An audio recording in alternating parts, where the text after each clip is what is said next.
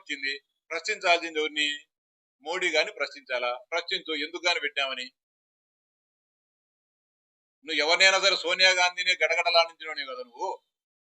మోడీని గాని ఆడించు గడగడ. పిచ్చి ఆట ఒక జూద క్రీడను స్పోర్ట్స్ అండ్ గేమ్స్ ఆ జాబితాలో ఎందుకు గాని పెట్టావు మోడీ? నీకు దించేస్తా, నేను పదవి దించేస్తా, ప్రధానమంత్రిగా నిన్ను అద్దె దించుతాని మాట్లాడాలి జగన్మోహన్ రెడ్డి గారు. ఎందుకని భారత ప్రభుత్వం గుర్తించిన సంస్థ ఆటది. అది అన్ని రాష్ట్రాల్లో ఉంటుంది. కానీ ఆంధ్రప్రదేశ్ లో వాళ్ళు పంపించినారు కాబట్టి దీంట్లో పెట్టడం జరిగింది. ఆ క్రీడ బ్రిడ్జి ఆట అనేది ఆంధ్రప్రదేశ్ లో లేదు. దానికి సంబంధించిన అసోసియేషన్ కానీ, దానికి సంబంధించిన క్రీడలు కానీ, పోటీలు కానీ ఎక్కడా జరగలే. కానీ కేంద్ర ప్రభుత్వం లిస్ట్ లో పెట్టింది కాబట్టి రాష్ట్ర ప్రభుత్వం దాన్ని పాటించాలి కాబట్టి దాంట్లో పెట్టడం జరిగింది. బ్రిడ్జికి సంబంధించిన ఒక్క పోస్టు 16,000 పైచులకు భర్తీ చేసిన పోస్టులలో బ్రిడ్జి ఆట ఆడిన వాళ్లకు, అంటే జగన్మోహన్ రెడ్డి పరిభాషలో చెప్పాలంటే జూద క్రీడ ఆడిన వాళ్ళకి ఎక్కడ కూడా ఆంధ్రప్రదేశ్ లో ఒక్కరికి కానీ ఉద్యోగం ఇవ్వలేమేమో. ఇక్కడ ఎక్కడ కానీ దాని పోటీలు జరగలేదు. దీంట్లో అసోసియేషన్ లేదు, ఏమి లేదు. కేంద్ర ప్రభుత్వం ఇచ్చింది. ప్రశ్నించాల్సింది ఎవరిని? మోడీ గాని ప్రశ్నించాలా? ప్రశ్నించు, ఎందుకు గాని పెట్టామని. నువ్వు ఎవరినైనా సరే సోనియా గాంధీని గడగడలాడించినోని కదా నువ్వు. మోడీని గాని ఆడించు గడగడ.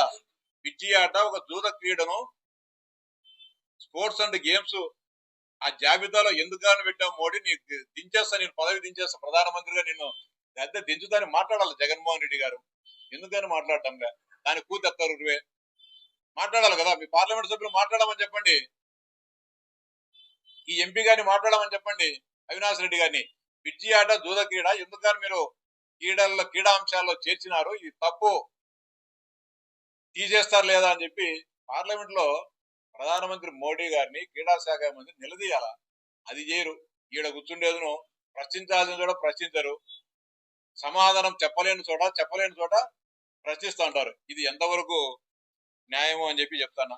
ప్రతి ఒక్కరూ తప్పనిసరిగా యూట్యూబ్ లోకి వెళ్ళి కడప వార్తను లైక్ చేయండి, సబ్స్క్రైబ్ చేయండి. ఇట్లు మీ జి రమణయ్య, ఎడిటర్, కడప వార్త. ప్రతి ఒక్కరూ తప్పనిసరిగా యూట్యూబ్ లోకి వెళ్ళి కడప వార్తను లైక్ చేయండి, సబ్స్క్రైబ్ చేయండి. ఇట్లు మీ జి రమణయ్య, ఎడిటర్, కడప వార్త.